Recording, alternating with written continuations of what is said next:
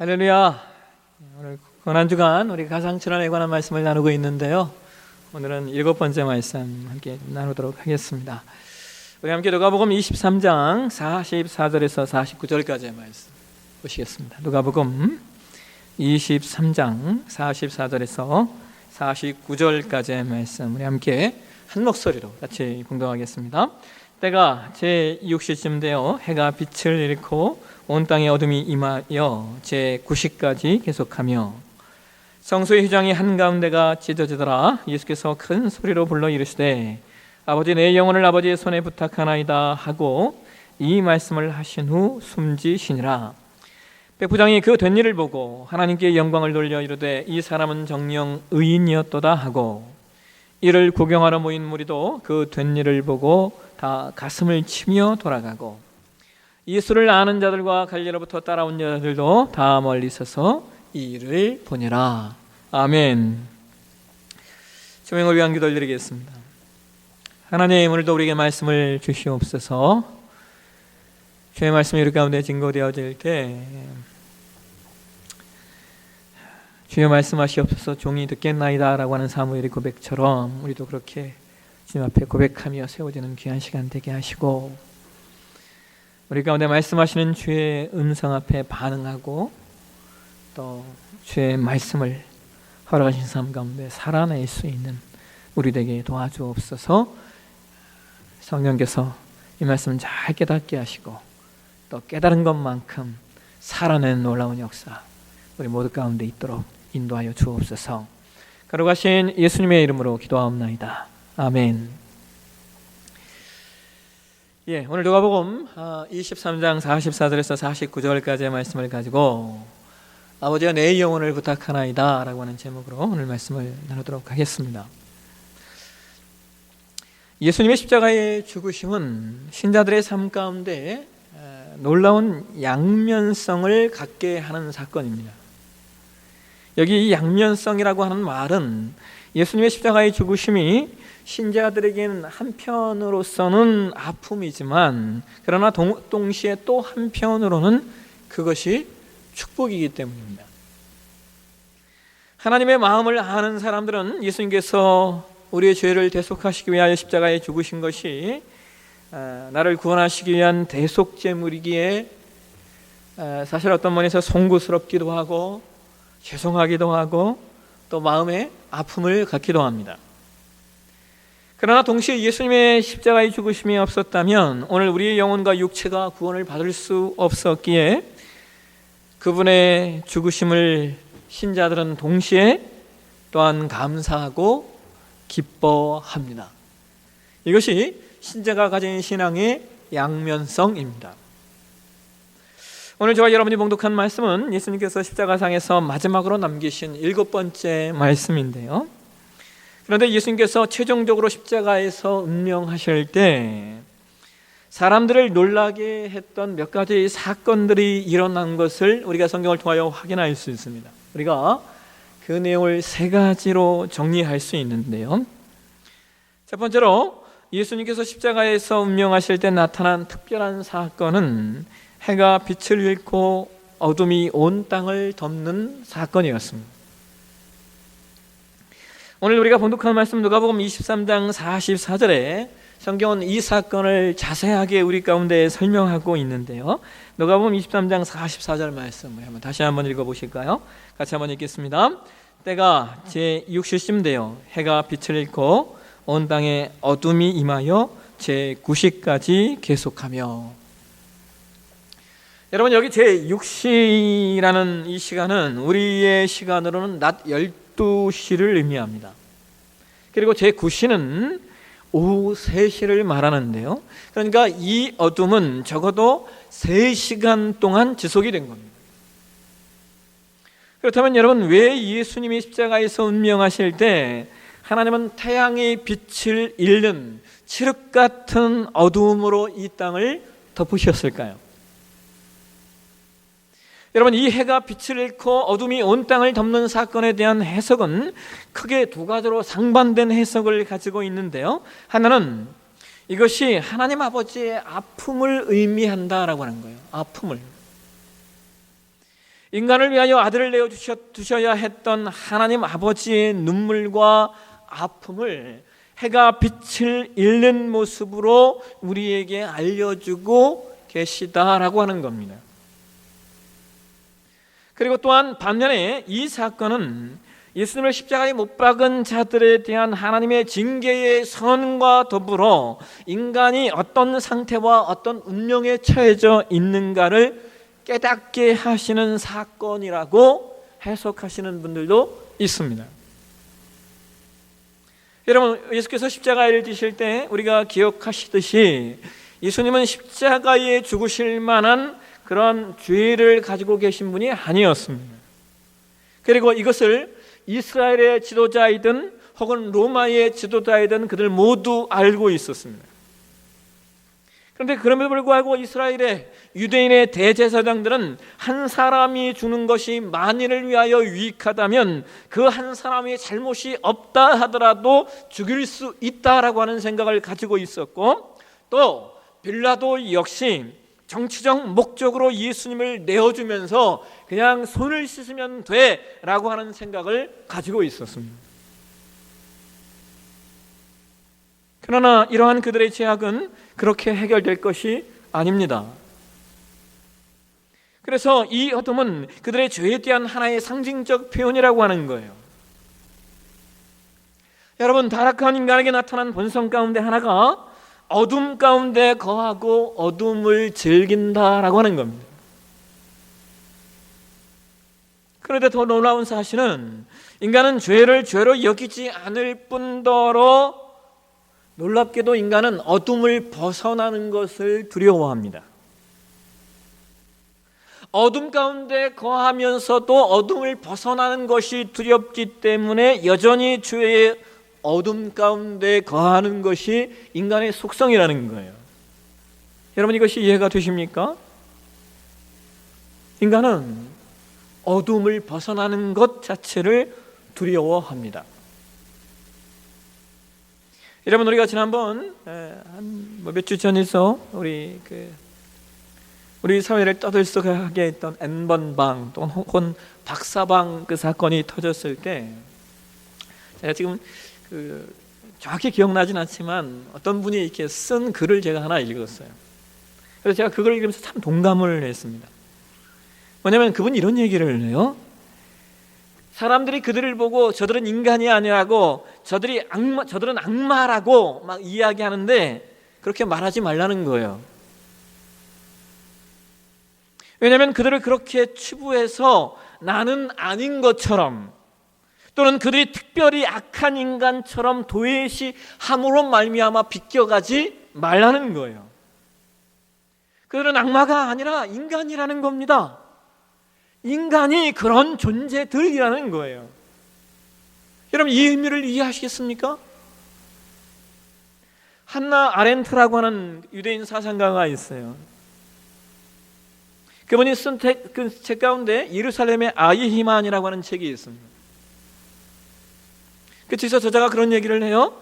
악의 평범성이라고 하는 아주 유명한 말이 그 책에 등장을 해요. 악의 평범성이라는 말입니다.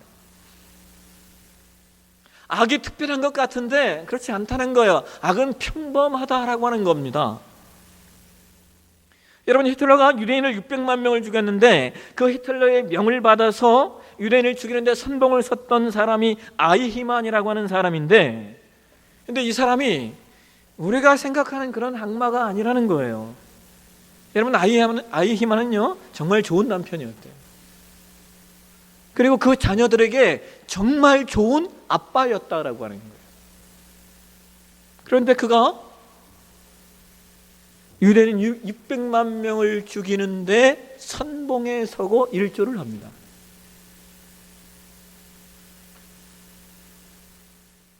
여러분, 인간이 죄를 짓는 이유는 죄를 짓지 않으면 두렵기 때문에 오히려 죄를 짓는 거예요. 이게 인간의 실존이에요.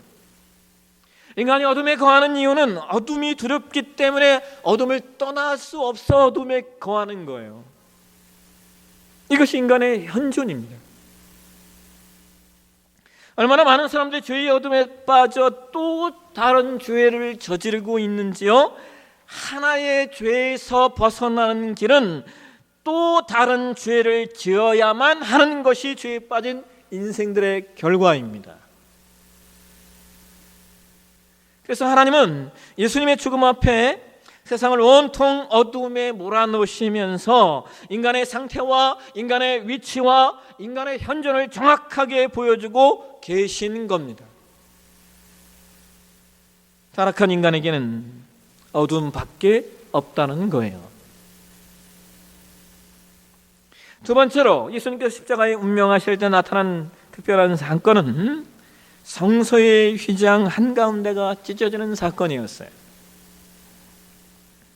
성소의 휘장이 찢어지는 모습을 오늘 우리가 봉독한 누가복음에서는 그냥 한가운데가 찢어졌다라고 표현하고 있지만 다른 복음서에서는 그 내용을 좀 더 자세하게 기록을 하고 있습니다. 마가복음 15장으로 한번 가보실까요? 마가복음 15장 37절에서 38절까지의 말씀입니다. 마가복음 15장 37절과 38절 말씀 우리 함께 읽겠습니다. 예수께서 큰 소리를 지르시고 숨지시니라. 이에 성소 휘장이 위로부터 아래까지 찢어져 둘이 되니라. 여러분, 만약 휘장이요 그냥 찢어졌다고 하면 어디서부터 찢어진 거야? 라는 질문을 할 수가 있는 거예요. 이게 무슨 말이냐? 아래서 누가 위로 찢을 수 있다라는 거예요. 이건 인간이 찢을 수 있는 겁니다. 그래서 성경은 그걸 명확하게 하고 있는 거예요. 휘장이 위에서부터 아래로 한가운데가 찢어졌다라고 말입니다. 이건 인간이 찢을 수 없다는 거예요. 휘장은 예루살렘 성전 안에 성소와 지성소를 가르는 막이었어요. 그래서 이곳은 오로지 대제사장만이 들어갈 수 있는 장소였습니다. 왜냐하면 지성소는 하나님의 임재가 머무르는 장소였기 때문입니다. 그런데 이 휘장이 찢어졌다라고 하는 거예요. 여러분, 여기 이 휘장이 찢어졌다라고 하는 것이 라고 하는 의미가 무엇일까요? 예? 이 휘장이 찢어졌다라고 하는 의미가 뭐냐라고 하는 거예요. 여러분, 이것이 의미하는 것은 전에는 하나님의 백성들이 대제사장을 거쳐 하나님 앞에 나아갔다면 이제는 하나님의 백성들이 대제사장을 거쳐 하나님 앞에 나아가는 것이 아니라 오직 예수 그리스도를 통하여 하나님 앞에 나아갈 수 있게 되었다라고 하는 것을 의미하는 겁니다. 그러니까 하나님께서 예수 그리스도의 십자가를 통하여 하나님과 인간 사이에 막힌 이 휘장을 직접 찢어버리심으로 말미암아 하나님의 백성들이 거룩한 제사장이 되어 하나님께 직접 나아갈 수 있는 길을 여셨다라고 하는 거예요. 그래서 이것은 인간 안에 있는 어둠의 장막을 거두시는 사건이요, 이것은 우리가 휘장을 지나 담대히 하나님의 은혜의 보좌, 하나님의 빛의 보좌로 나아갈 수 있다라고 하는 선언인 겁니다. 그래서 우리는 휘장을 지나 담대히 은혜의 보좌 앞에 나아갈 수 있는 겁니다.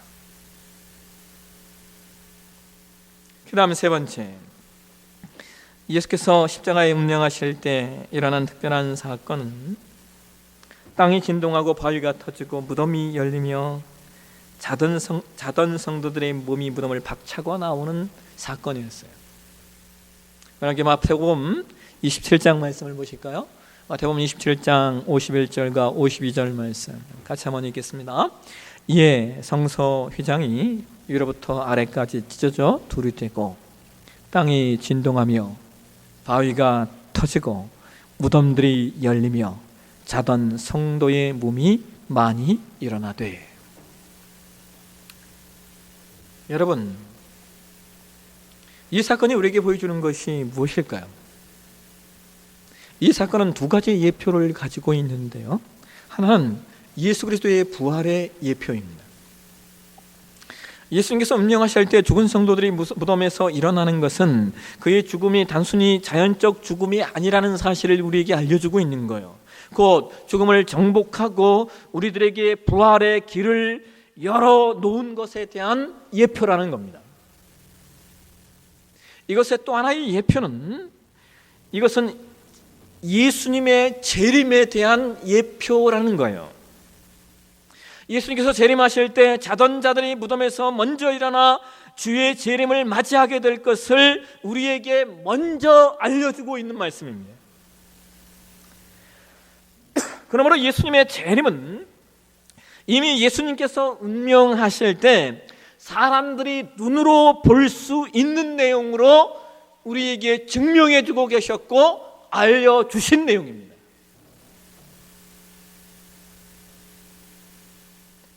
자, 그렇다면 여러분, 이렇게 예수님이 십자가에 운명하실 때 일어난 이 세 가지 큰 사건들을 통하여서 이스라엘 백성들은 어떻게 반응하고 있을까요? 우리가 성경을 살펴보면 이스라엘 백성들의 반응을 보실 수 있는데요. 먼저 오늘 봉독한 누가복음 23장 47절에 성경 이런 말씀을 하고 있습니다. 백부장이 그 된 일을 보고 하나님께 영광을 돌려 이르되 이 사람은 정녕 의인이었도다 하고. 또 마태복음 27장을 보실까요? 마태복음 27장 54절 말씀입니다. 우리 같이 한번 읽겠습니다.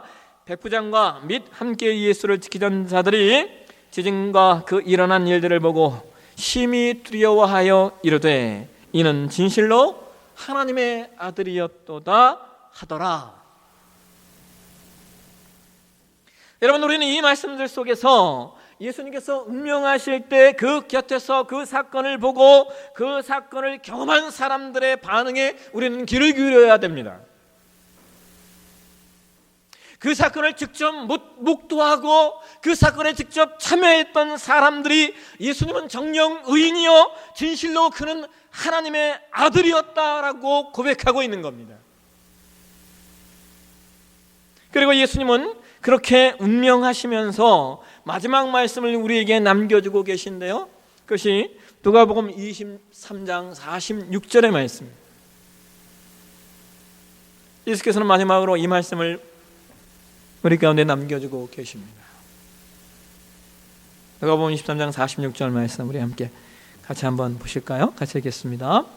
예수께서 큰 소리로 불러 이르시되 아버지 내 영혼을 아버지의 손에 부탁하나이다 하고 이 말씀을 하신 후 숨지시니라.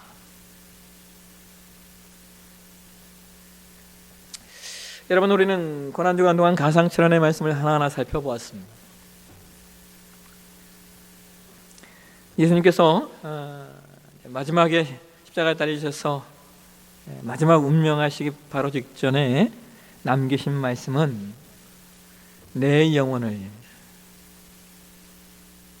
나 자신을 하나님께 위탁합니다 라고 하는 말씀이에요. 여러분, 내 영혼을 하나님께 위탁합니다 라고 하는 이 고백은 신자의 처음 고백이기도 하겠지만 동시에 신자는 반드시 신자의 마지막 고백이 이것이 되어야 할 줄로 믿습니다.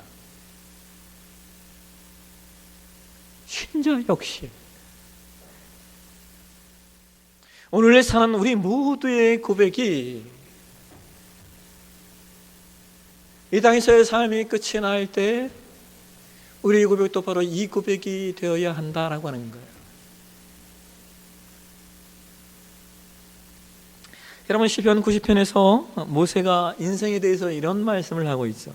제가 시편은 정말 우리의 마음을 울리는 말씀들이 많이 있는데 그 중에 하나 제가 아주 좋아하는 말씀 가운데 하나가 시편 90편이에요. 시편 90편은 모세의 시입니다. 근데 제가 이 시를 좋아하는 이유는 다른 게 아니에요.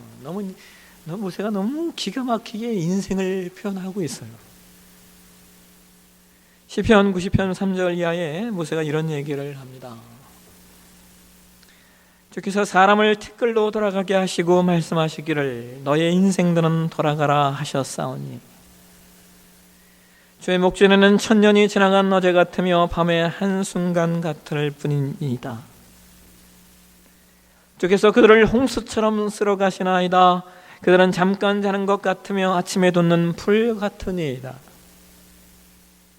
우리의 연수가 70이여 강건하면 80이라도 그 연수의 자랑은 수고와 슬픔뿐이요 신속히 가니 우리가 날아가나이다. 여러분, 모세는 사람의 인생을 티끌과 같은 인생, 밤의 한순간 같은 인생, 잠깐 잠자는 것 같은 인생, 그리고 수고와 슬픔뿐인 인생이다라고 표현하고 있어요.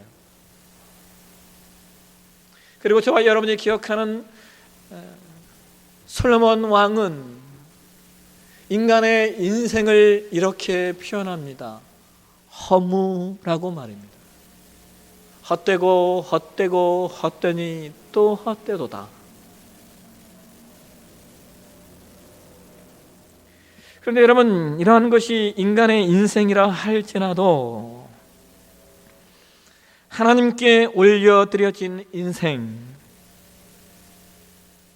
하나님께 온전히 위탁되어진 인생을 살았던 우리의 신앙의 선조들은 자신들의 인생의 마무리에 우리에게 이런 고백을 남기고 있습니다. 우리도 함께 디모데후서 4장 7절로 가실까요? 디모데후서 4장 7절과 8절로 성경은 우리 가운데 이렇게 말씀하고 있습니다.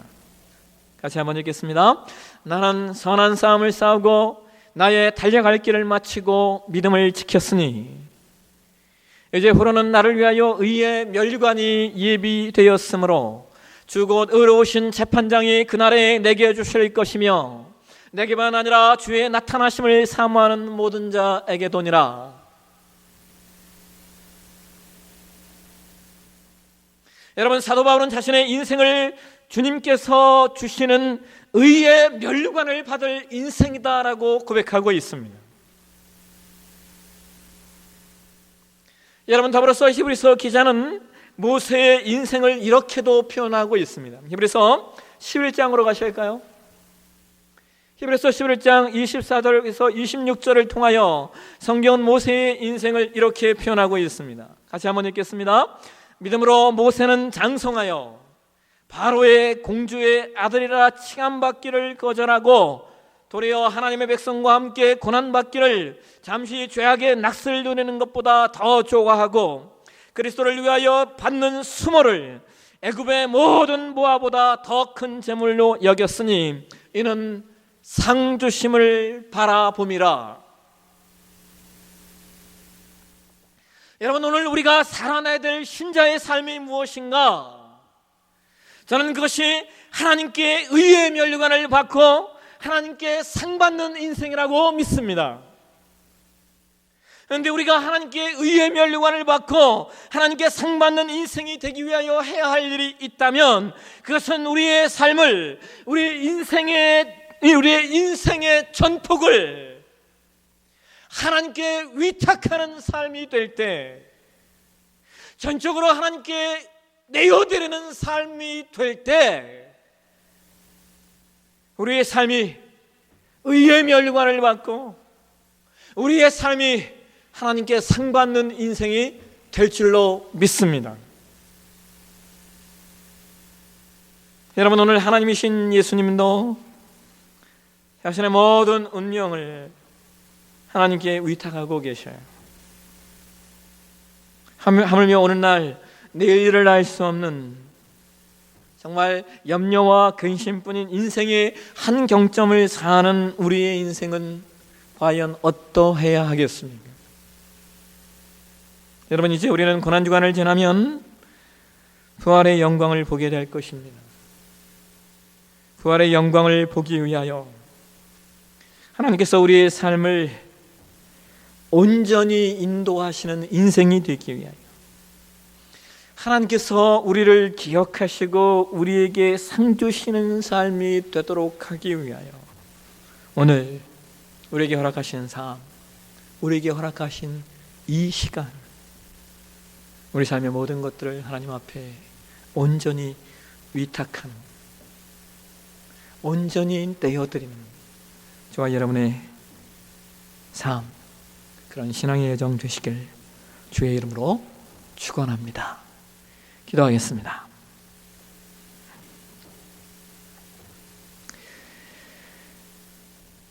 죄로 말미암아 어둠 속에 거할 수밖에 없는 인간을 그래서 예수의 보혈로